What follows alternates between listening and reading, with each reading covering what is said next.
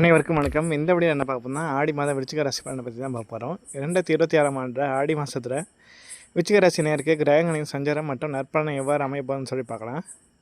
இந்த மாதத்தில் ராசிநாதன் செவ்வாய் மற்றும் புதன் மாத துவக்கத்தில் அஷ்டமஸ்தானத்தில் இருப்பதால் புண்ணிய மற்றும் பாக்கியஸ்தலத்தில் 9ஆம் வீட்டு குரு பகவான் உச்சம் பெற்று உங்கள் ராசியை பார்ப்பதால் தடைகள் அனைத்தும் விலகி ஒரு பாதுகாப்பு கவசம் போல உங்களை வழிநடத்துவார்.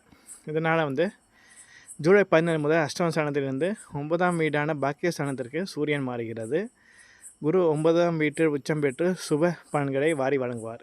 இதனால் மாத முற்பகுதியில் வேலைப்பளு மற்றும் வீண் அலைச்சல்கள் சற்று அதிகமாக இருந்தாலும் பிற்பகுதியில் சாதகமான சூழல் உருவாகும். மேலே அதிகாரிகளின் ஆதரவு கிடைக்கும். உங்கள் திறமைக்கேற்ப அங்கீகாரம், புதிய பொறுப்புகள் தேடி வரும். சக ஊழியரிடம் மட்டும் பேசும்போது நிதானம் தேவை. புதிய ஒப்பந்தங்கள் கையெழுத்தாகும். கூட்டாளியுடன் இருந்து வந்த கருத்து வேறுபாடுகள் நீங்கி தொழிலை விரிவுபடுத்த வங்கி கடன் உதவி எளிதாக கிடைக்கும். பணவரவு திருப்திகரமாக இருக்கும். குருவின் பார்வையால் நீண்ட நாட்களாக வராமல் இருந்த பழைய பக்கிகள் நிலுவைத் தொகைகள் கைக்கு வரும். ஆகஸ்ட் தொடக்கத்தில் அஷ்டம செவ்வாயின் சஞ்சாரம் ஏற்படுவதால் தேவையற்ற ஆடம்பர செலவுகள் மற்றும் வரட்டு கௌரவத்திற்கான செலவுகளை தவிர்ப்பது நல்லது. பூமி வீடு சார்ந்த முதலீடுகளை அவசர முடிவுகளை எடுக்காமல் நிதானமாக செயல்படவும்.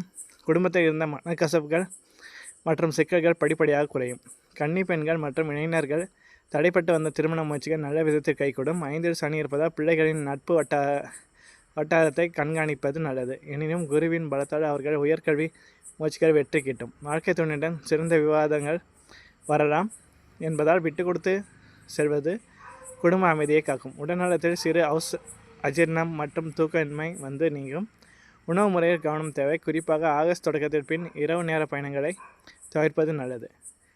வெற்றி தரும் விஷயம் என்னென்னா சமயோகித புத்தி கூடும். சமூகத்தின் மதிப்பு மரியாதையும் உயரும். ஆன்மீக பயணங்கள் மற்றும் புண்ணிய ஸ்தலங்களுக்கு செல்லும் வாய்ப்பு அமையும். கவனமாக இருக்க வேண்டியவை என்னென்னா அவசர முடிவுகள், வீண் விவாதங்கள், மற்றவர்களை பற்றி விமர்சனம். பரிகாரம் என்னென்னா செவ்வாய்க்கிழமையில் கந்தகஷ்டி கவசம் படிப்பது, முருகனுக்கு நெய் தீபம் ஏற்றி வழிபடுவது தைரியத்தையும் முன்னேற்றத்தையும் தரும்.